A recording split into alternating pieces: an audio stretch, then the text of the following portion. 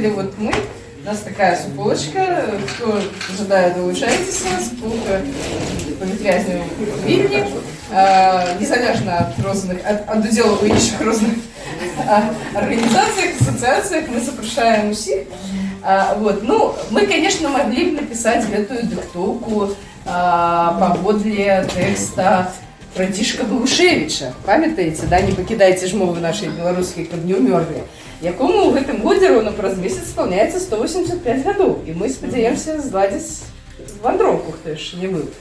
Мы могли бы, конечно, эту, ну, мы писали по Багушевичу, до речі, Лариса Геніуш, якой в этом году 115 годов. Але паколькі у нас есть больш важная, как бы, рэч, якую мы павінны сёння згадаць, это люди, якія зараз сидять за кратамі. И тому вот я выбрала диктовку по вось гэтай кніжцы «Закамерон» Максима Знака. Ён быў напісаны ўжо у зняволенні, на Валадарцы, у іншых месцах, калі яшчэ была магчымасць пісаць лісты, таму што ўжо больш за 2 гады Максим Знак знаходзіцца ў так званым рэжыме інкамунікада. Калі няма магчымасці нему дасылаць лісты, то дасылаць можна не дойдуць. Ні яго ад нас. Таму мы гэтай дыктоўкай проста даем магчымасць яму прагучаць ягонаму голасу, які мы зараз лічуем. Ось у мяне было шмат ідэяў, што вам прапанаваць. Тут ёсць нават такі допіс пад назвай «Тык-тук», уласна кажучы, пра кнігі, пра кніганошаў, якія на Валадарцы былі. Свой час на Валадарцы была добрая бібліятэка. Але я выбрала такі тэкст, прысвечаны пэўнаму чалавеку ці людзям, дзякуючы якім мы зараз не можам чуць голаса гэтых людзей, не можам пісаць ім лісты. Інакш бы мы зараз гэтым займаліся, пісалі б лісты, конечно. Але называецца гэты тэкст «Цэнзурыён». Зразумела, так? Што гэта значыць? Ну, конечно, гэта трошку такі дасылае нас в старажытны Рым, дзе таксама былі палітвязні, напрыклад, былі хрысціяне палітвязні. Вот. І я прапаную зрабіць так. Спачатку я читаю весь тэкст. Пасля я буду диктаваць, пасля читаю сказ, і пасля читаю яго ўжо так па складах. Вось, калі каму-небудзь яшчэ раз трэба будзе праверыць, я таксама прачытаю яго 3 раз. Вот. Але ў мяне будзе для вас творчае заданне. Мне вельмі не спадабалася, як скончыўся гэты допіс. Ну, зразумела, чаму ён не мог скончыцца інакш. Вот. Але я прапаную вам апошні сказ придумаць самі. У меня будет такое творчае для вас, не толькі дыктоўка, а такое творчае заданне. Я прачытаю гэты сказ, як у Максима Знака, але я скажу нават свой варыянт, як бы я закончыла гэты тэкст. Вось. Але тым не менш. Можете, да. Показываю. Книга называется «Закамерон». Ну, калісьці падчас чумы назывался «Декамерон», да? Зараз вось таксама, в пэўным сэнсе, чума. И у нас называется «Закамерон». Я читаю цалкам тэкст. Ніхто не бачыў яго, і ніхто не ведаў, дзе ён і хто ён ці яна, Але зусім дакладна дзесьці ў гэтых сценах жыў грозны цэнзурыён. У адрозненні ад цэнзурыёнаў старажытнага Рыма, якія з лёгкасцю пры неабходнасці праводзілі дэцымацыю, пакаранне смерцю кожнага 10-го легіянера за правіннасць, цэнзурыён афіцыйна не мог. Але ў цэлым мог знішчыць нават кожнага першага з паштовых адпраўленняў, бо ён быў па-за часам і па-за кантролем. Дзесьці непадалёк, магчыма, у халоднай лазні старога замка, маецца на ўвазе, конечно, валадарка, да? Знаходзіўся кабінет цэнзурыёна. Цэнзурыён сядзеў за пыльным дубовым сталом і чытаў лісты.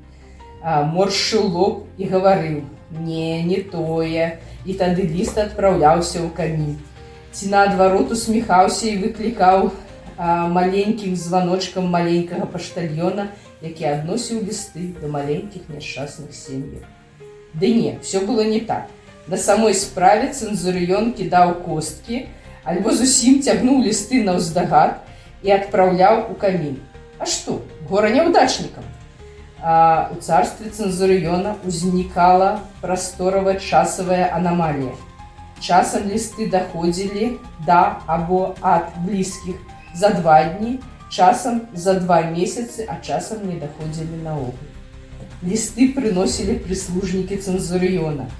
На ўсе гнеўныя пытанні яны адказвалі: мы проста носім лісты, мы іх не чытаем, мы не ведаем, дзе вашыя лісты, чаму вашыя родныя вам не пішуць, вам лепш відаць чаму. І ўсё ж, паколькі іх бачылі толькі з лістамі, мацнелі падазрэнні, што яны такія сарамлівыя і ёсць цэнзурыён. Усё ў жыцці праходзіць, і гэта пройдзе. І тады, калі ўсё скончыцца, цэнзурыён зробіцца выратавальнай чорнай скрыняй, праз якую праходзілі лісты Шрёдзінгера. Памятаеце, да? Кот Шрёдзінгера. Ты чаму мне не пісала? Я пісала часта-часта. Або чаму ж ты нам не адказваў? Я адказваў на ўсё. Можа, цэнзурыён? І нават калі ўсё было зусім не так, грозны цэнзурыён будзе стаяць на варце адносін з тымі, хто дарагі, хай і не пісаў. Прыме удар і будзе абараняць, гэтак жа, як і цяпер ён стаіць на варце незразумела чаго, але, мабыць, таксама чагосьці важнага. Дык вось апошні сказ, ці заканчэнне я прапаную, каб вы прыдумалі самі. Мой варыянт, я лічу, што гэтага цэнзурыёна трэба судзіць, можа быць, нават стражэй, чым іншых вартаўнікоў, іншых там прадольных, іншых ахоўнікаў, таму што ён знішчаў і знішчае да гэтага часу самае каштоўнае, што ў нас ёсць. Нашыя добрыя пачуцці, нашыя добрыя думкі і добрыя словы, якія мы дасылаем з аднаго боку і з другого боку крапу. Вось, таму, а вы прыдумайце самі, што вы хочаце напісаць, чым вы хочаце, каб скончылася гэтае невялічкае апавяданне. Так, пачынаем. Які тэкст, каб хапіла паперкі? Але вам цікаво, я розкажу, хто такі цензори. Марина Адамович, як була і Шостаткевич, як сидів у 10-му годі, вона казала, коли їх бачили, бабушки у в'язаних кофточках. Ну, вось цензурыёны були. Так вось, да. У нас був цензурыён номер 8. І хто гэта быў такі, мы до гэтага часу не ведаем, але я спадзяюся, калі-небудзь даведаемся.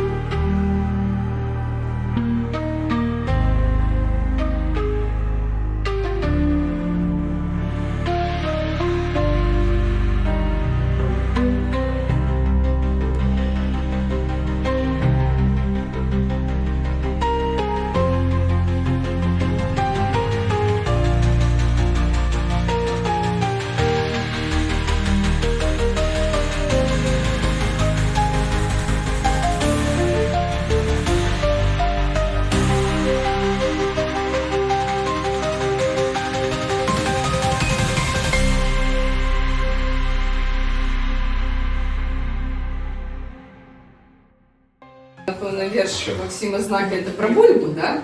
Памятаете? Да? Памятаете этот знак? Это верш про Максима Знака, про бульбу, да? Про бульбу, да. Памятаете? Растение бульба. Да. Ну, добре. А вось яна кажа, што калі вот казаць про Максима Знака і мову, вот яна згадала гэты верш «Вялікая Арляня». Чаму цікава было вось? Потому што Арляня гэта маленькі орол, да, маленькі. Ну, то бок, это душанятка, да. А вялікая Арляня гэта такі оксюмарон, да. Ну, неотповедность. Вот. И вот он пишет, да, он почув это по радио, такую историю, что орлянятка, якое было довольно позднее, оно народилось уже улетку, у адрознення звичайно весну народжается. И яно у 2 месяцы, ці у 3, змогло оборониться от чужого великого орлана, да, які прилетел у гнездо, калі не было яго бацькоў, да, і ён змог абараніць гэтае гнездо. Да, і вось, значыць, ён піша: «Я не ведаю дакладна, як гэта птушка выглядае і чаму яна завецца вялікай, калі яна яшчэ арляня. Аднак я ведаю, што яны разам з белым буслам ужо ляцяць. А мяркуючы па сённяшнім надвор'і, ужо даляцелі у Беларусь, і таму з іх прылётам вясна стане вясновай і вельмі цёплай. Дарэчы, верш спрацаваў, і літаральна на наступны дзень зазяла сонейка, і лёду больш няма. Прынамсі ў тых дворыках, якія мы бачылі учора і сёння. Ура!» Пісаў Максим Знак. Вот, «Вялікая Арляня. Я чакаю яго і чакаю. Уже месяц чакаю штодня. Прылятае да нас, прылятае. Всё ляціць і ляціць Арляня. Сведкі кажуць, з далёкага поўдня Арляня паляцела да нас. Мо яно прыляціць, да вот сёння. Так чакаем вясны першы раз. Ты ляці, Арляня, понад пляжам. На гарачы пясок не сядай. Прылятай же хутчэй, прылятай, Арляня, ў родны край. Тут у дворыках лёд на падлозе, і ваконца для сонца няма. Добры жарт, Арляня, але годзе, прылятай, не катуй нас дарма. Кажуць людзі, не будзе вар'яцтва. Там цяплынь, там уключана ўсё. Арляня не захоча вяртацца, можа ў выраю бавіць жыццё. У дзяцінстве, наіўна і шчыра, веру, што Арляня не спыніць. Прыляціць Арляня ў родны вырай. Бусел, белы бусел, таксама ляціць. 21 год, 1 красавіка было.